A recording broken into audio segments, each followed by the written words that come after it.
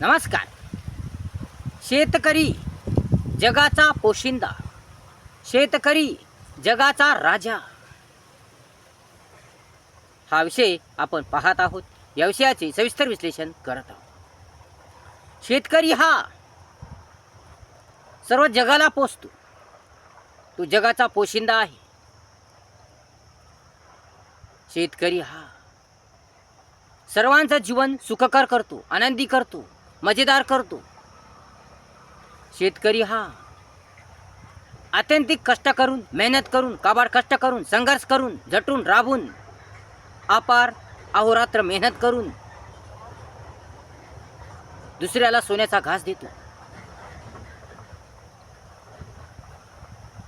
दुसऱ्याचे जीवन आनंदमय करतो, सुंदरमय करतो, छान करतो. स्वतः उपाशी तापाशी राहून, स्वतः अपार संघर्ष करून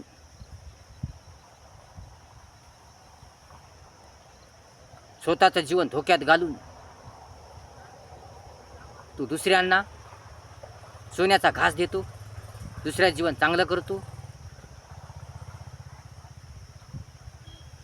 म्हणून शेतकरी हा जगाचा पोशिंदा आहे. कारण तो जगाला सुखकर करण्याचा प्रयत्न करतो, जगाला सुखी करण्याचा प्रयत्न करतो.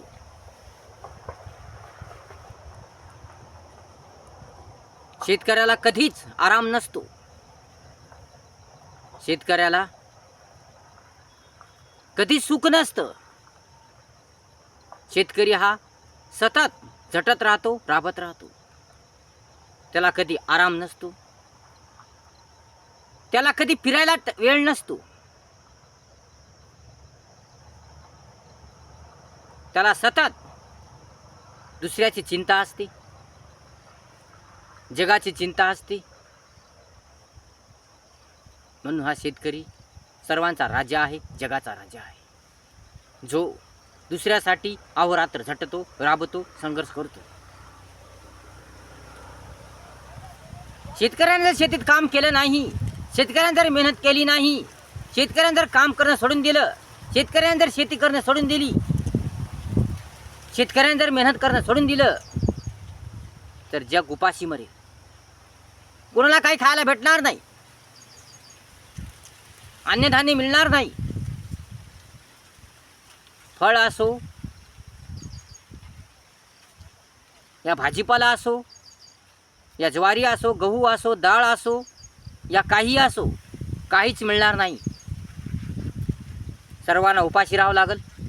सर्वांचं जीवन अंधकारमय बनेल, सर्वांचं जीवन दुःखी होईल, सर्वांचं जीवन नरकमय बनेल, सर्वांचं जीवन अंधाधुंदीचं बनेल. सर्वत्र हाहाकार माजेल. म्हणून शेतकरी हा फार महत्त्वाचा राजा आहे. शेतकरी हा फार महत्त्वाचा घटक आहे. म्हणून शेतकऱ्याला महत्त्व दिलं पाहिजे. शेतकऱ्याचं महत्त्व ओळखलं पाहिजे. शेतकऱ्याच्या कष्टाची जाणीव ठेवली पाहिजे. शेतकऱ्याच्या संघर्षाची जाणीव ठेवली पाहिजे.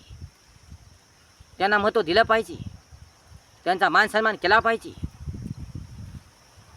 त्याच्या मालाला किंमत दिली पाहिजे, भाव दिला पाहिजे. शेतकऱ्याचा आदर केला पाहिजे. शेतकरी आहे तर आपण आहोत. शेतकरी आहे तर जग आहे. शेतकरी आहे तर सर्व काही आहे. आपल्याला जे खायला मिळतं, आपण जे रोज जेवणामध्ये खातो, आपण जे जेवण करतो, ते सर्व काही शेतीतून मिळतं. आणि शेती पिकवण्यासाठी हे शेतकरी रात्रंदिवस कष्ट करतात, मेहनत करतात, झटतात, राबतात, संघर्ष करतात. म्हणून या शेतकऱ्याच्या कष्टाचं, मेहनतीचं तुम्हाला महत्त्व माहीत झालं पाहिजे, जाणीव झाली पाहिजे. म्हणून शेतकरी हा जगाचा पोशिंदा आहे. तो जगाला पोसतो. त्यानं काम केल्याशिवाय कोणाला काही खायला मिळणार नाही, भेटतही नाही. म्हणून शेतकऱ्याचं महत्त्व का कमी झालं? शेतकऱ्याच्या मालाला भाव का नाही? जेव्हा तो शेतीतून माल पिकवतो आणि काही असो, कोणताही असो, कोणताही माल असो, जेव्हा त्याच्या शेतीतून माल निघतो आणि तो जेव्हा विकायला आणतो तेव्हा त्याच्या मालाला भाव नसतो.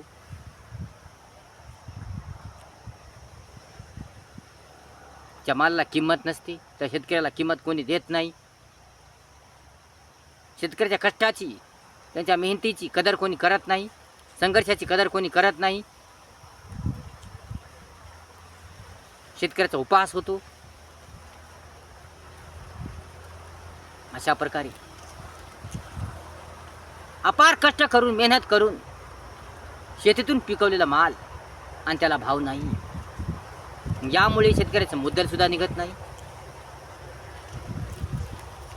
यामुळे शेतकऱ्याचं जीणं फार कठीण होतं. काम करून, कष्ट करून, मेहनत करून सुद्धा शेतकऱ्याला उपाशी मरावं लागतं.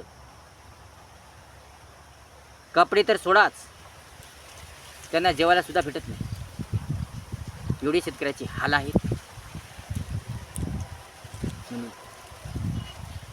म्हणून शेतकऱ्याच्या मालाला भाव दिला पाहिजे.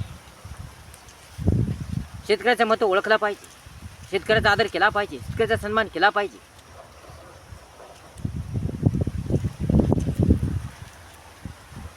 कारण शेतकरी हा जगाचा पोशिंदा असतो, जगाला पोसणारा असतो, सर्वांना सोन्याचा घास देणारा असतो.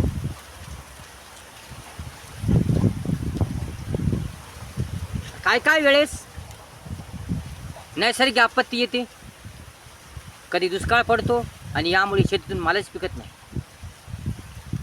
आणि यामुळे शेतकऱ्याचा एकतर पैसा जातो, बियाणे वगैरे सर्व करण्यात, शेती करण्यात पूर्ण पैसा जातो.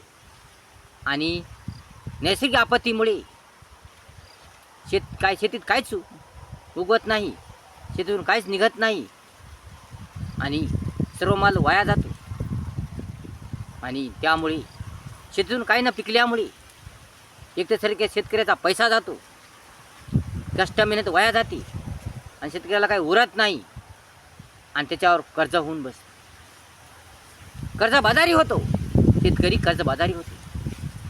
कारण शेतीतून मालच पिकला नाही आणि जे शेतीतून माल पिकला, या शेतीतून माल निघाला, या शेतीतून पीक निघालं, चांगलं पीक आलं, मस्त पीक आलं, परंतु नैसर्गिक आपत्तीमुळे, या दुष्काळामुळे ते पीक गेलं, खरीपही गेलं, रब्बी गेलं.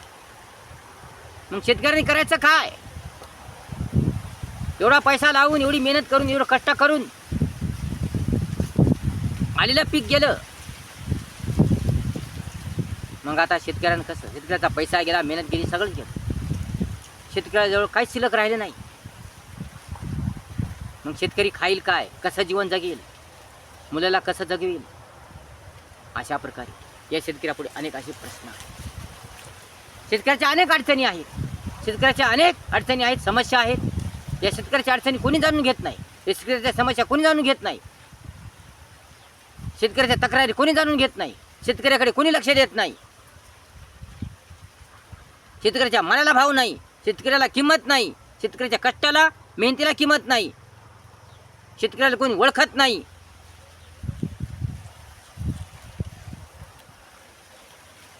असं का?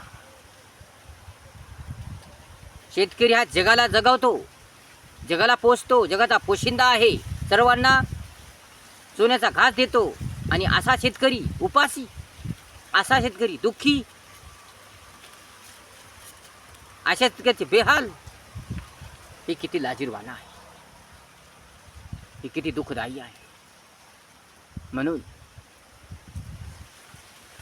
जो आपल्याला जगवतो, जो शेतीतून पीक पिकवतो, जो कष्ट करतो, मेहनत करतो, ज्याच्याशिवाय शेती नाही, ज्याच्याशिवाय जग नाही, काहीच नाही, कोणीच नाही, तो पिकवतो म्हणून आपल्याला खायला मिळतं. तो कष्ट करतो, आपण कष्ट करतो, मेहनत करतो, संघर्ष करतो म्हणून आपल्याला खायला मिळतं. आमाप कष्ट करतो म्हणून आपल्याला खायला मिळतं. मग असा शेतकरी उपाशी का? अशा शेतकरी अडचणीत का? असा शेतकरी दुःखात का, याचा विचार केला पाहिजे. म्हणून शेतकऱ्याला मान सन्मान दिला पाहिजे. शेतकऱ्याच्या अडचणी ओळखल्या पाहिजे. शेतकऱ्याच्या तक्रारी जाणून घेतल्या पाहिजे. शेतकऱ्याच्या समस्या अडचणी सोडवल्या पाहिजे. शेतकऱ्याच्या मनाला भाव दिला पाहिजे. शेतकऱ्याच्या कष्टाची मेहनतीची कदर केली पाहिजे. कारण तो जगाचा पोशिंदा आहे.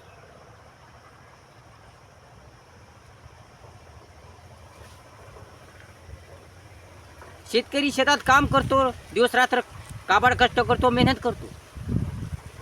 त्याला आशा असते आता या शेतीतून काहीतरी चांगलं पीक निघल आणि त्याला यावेळेस चांगलं उत्पन्न होईल. मोठ्या आशेने तो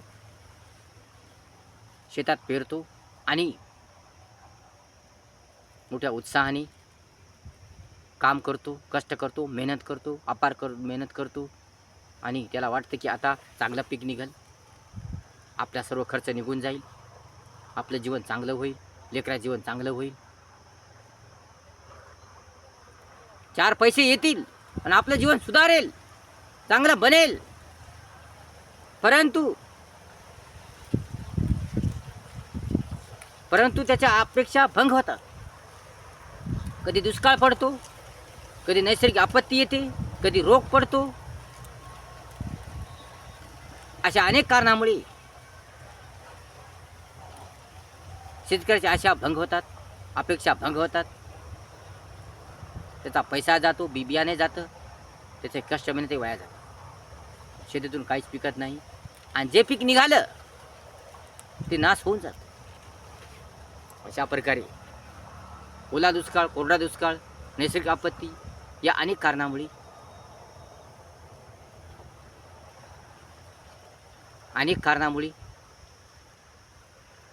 शेतकऱ्याला काहीच उरत नाही, काहीच पडत नाही आणि त्याचं सर्व काही वाया जातं.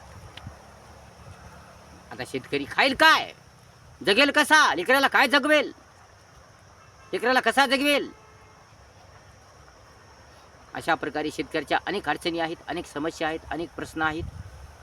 शेतकऱ्यावर बोलायचं म्हटलं तर दिवस पुरणार नाही. म्हणून शेतकरी हा सर्वांना जगवतो.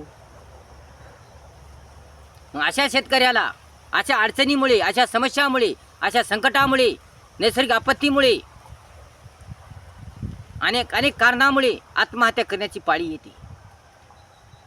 कारण तो काबाड कष्ट करतो, मेहनत करतो, मोठ्या आशेने शेतीत पेरतो,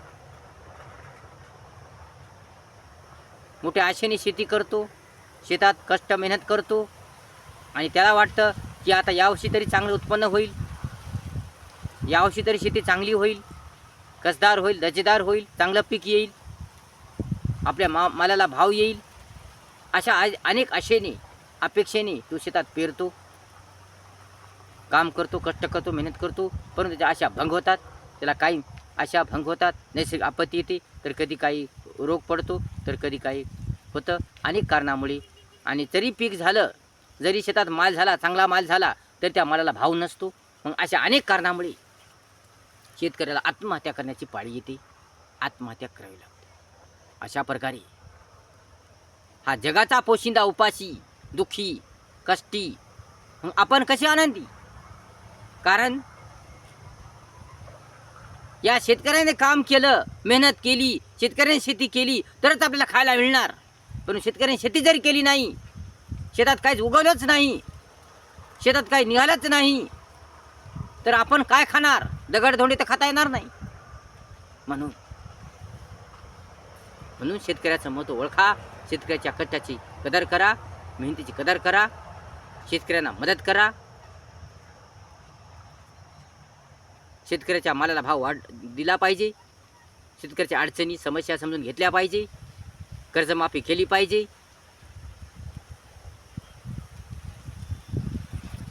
शेतकऱ्यांना चारी बाजूकडून मदत केली पाहिजे, सहकार्य केलं पाहिजे. शेतकऱ्याचं महत्त्व जाणलं पाहिजे. कारण शेतीच्या आधारावरच आपलं जीवन आहे. शेती नाही तर आपण नाही. म्हणून शेतकऱ्याचं महत्त्व ओळखलं पाहिजे. त्याच्या कष्टाचं मेहनतीचं चीज केलं पाहिजे. व्हिडिओ जर आवडला असेल तर लाईक करा, शेअर करा, कमेंट्स करा आणि आपल्या चॅनलला सबस्क्राईब करायला विसरू नका. धन्यवाद.